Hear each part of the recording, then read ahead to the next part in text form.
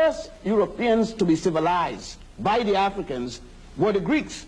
When you heard of Homer, the first European to have written anything, you couldn't miss that. They said that Homer wrote the Iliad and the Odyssey. And that was not until 833 BC. The Africans had already, in 255,000 at the Tassili Mountain, they had the Sibyllian period, first, second, and third, the pre-dynastic period, all the way up. The Africans had produced men like this, Imhotep, the multi-genius that designed the step pyramid of Saqqara, the first man to be a physician that even Hippocrates, the so-called father of medicine, is giving him credit and calling him the god of medicine. The Greeks changed his name from Imhotep to Aesculapius. There he is. There he is. Wait a minute. This gets into what you were saying. So wait a minute. You guys are telling me now that black men taught Homer and... As a matter of fact, went to Egypt to school. As a matter of fact, the Egyptians said Homer was Egyptian, not Greek. That's right. It's only the Europeans said that. The Westerners now said he was. But let us go back. Remember that Homer himself said in the Odyssey what? That the gods Zeus and Apollo, Europe's first gods, came from Ethiopia. Go read it. And I didn't write it. He wrote it. Thales, from Thales down to Socrates, and Socrates down to Aristotle, which they call the pre-Socratian philosophers and the post-Socratian philosophers. Each and every one, including Plato, who spent 15 years in Egypt receiving their education. You're saying Plato was educated in Egypt? 15 years. Before that, you heard nothing of him. Every one of them. What you'd have me believe then also, for part of what you said last night, is that Plato and these guys went back home, and they were big guys.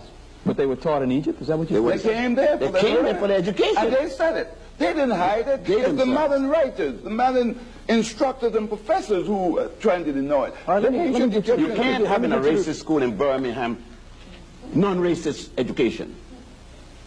Let me get to something you said last night that's not going to make you very popular in this town and may not allow you to get safely out of town.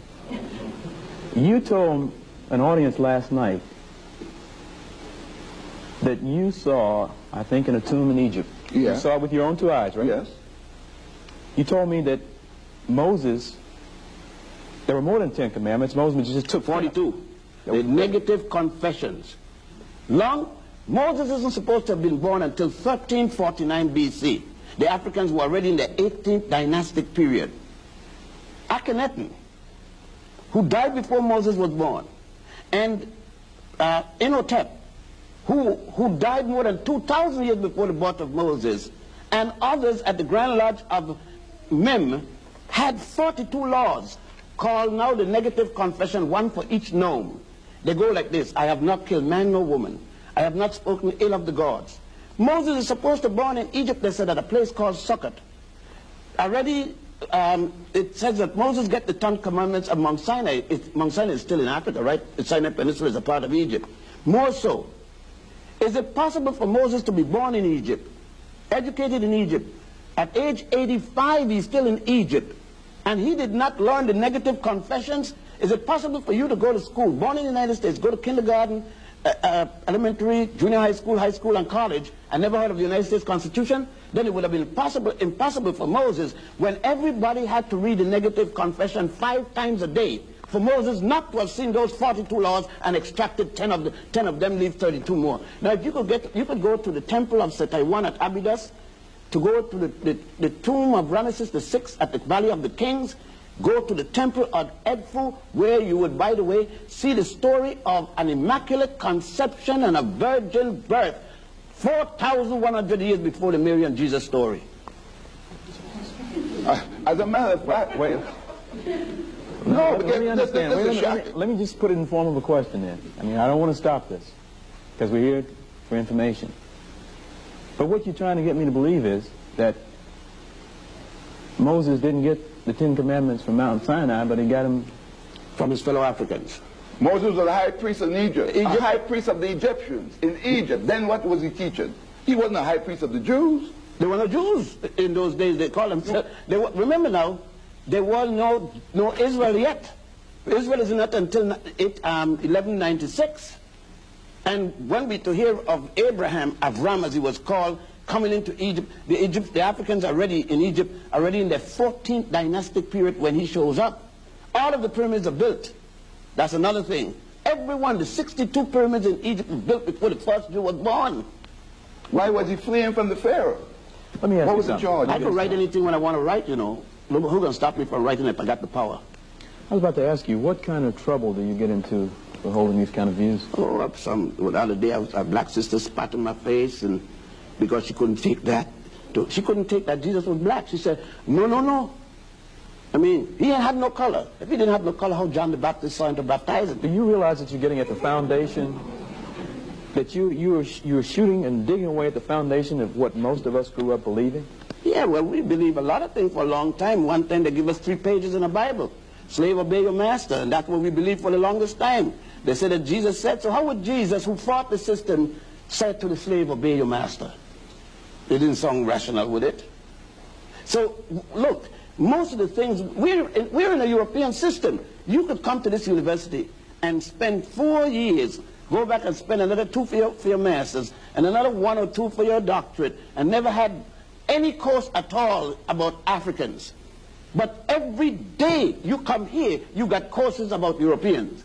This is an extension of European culture, European belief, European racism. And it has no intent of teaching about the Africans. The Africans built the Europeans' first university, the University of Salamanca in Spain. These are historical records. It's just like... Okay, one of the things you said last night is that it's not just black people who are saying these things. No. Most of this information are written by whites. In white books. It's just that they don't emphasize it in the classroom. As a matter of fact, let me back you up when you open up the discourse. We were speaking about Columbus.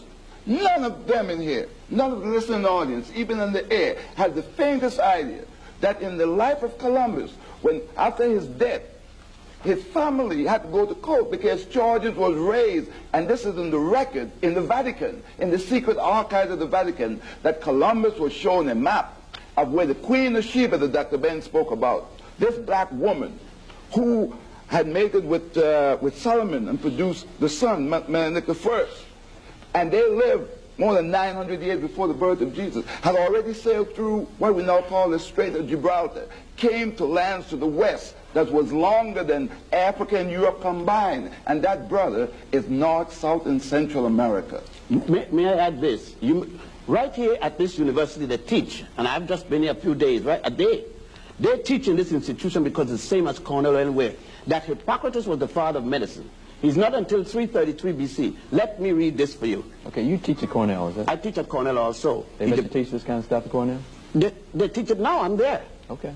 1700, in 1700 BC, that's 1400 years before Hippocrates, you can find the Kahum medical papyrus. Papyrus is paper. Okay. A compendium of information about women's diseases and pregnancies. In 1600 BC, that's 1300 years before Hippocrates, the Edward C. Smith Papyrus, a comparative surgical text and anatomical inquiry. It especially deals with the spinal column. 1550. Let me jump to one here. The Ebers Papyrus. There is the whole book on it. A medical paper by Queen Hatshepsut, the first known queen in history, an Egyptian queen. A papyrus designed to show women how to develop a method to stop pregnancy, to insert into the vagina, made of the shrub of acacia and honey, which break down into lactic acid. Not only that, Monsanto, DuPont. So we're talking about birth control. Birth control in 1550 BC by the Africans. It's a long time before the pill. A few days before the pill. But keep in mind, however, keep in mind that Europe is not yet in history. European history. The Greeks ain't alive yet. All I ask one at a time. All right. Okay. Go ahead. The civilization began. Homer have not written his Iliad and Odyssey. And the hero. Okay, all the stuff that you're saying we can find this. I ain't nothing say if it's not here, it's either in Doc's library or mine back in New York. Nothing we take for granted. What the books that we brought down. And you saying they're not all written by black men? No. Anacalypsis is written, look now. Okay. Anacalypsis is a 2-volume work by Sir Godfrey Higgins, written in 1838 in England and published by Watson Company. The Golden Bow is a 13-volume book by Sir James Fraser, published simultaneously in the United States and England, and it was published in 1938. Bible Myths and the Parallels in Other Religions, written by Thomas W. Jones, and is published in 1887 by Watson Company, London, England. The Ruins of Empire by Comsier Volney is published, there it is. It's published in 1792 by simultaneously in England and France, done by a man who was with Napoleon Bonaparte. Let me just say this about that. If we just give you the benefit of doubt and consider what you're saying to be true, I mean, you are chipping away at everything we've ever been taught, most of what we believe. But you were taught it as slaves. Nobody. Slave in 3 pieces? Yes. We are no longer physical slaves, but we are mental slaves. And this is the worst form of slavery.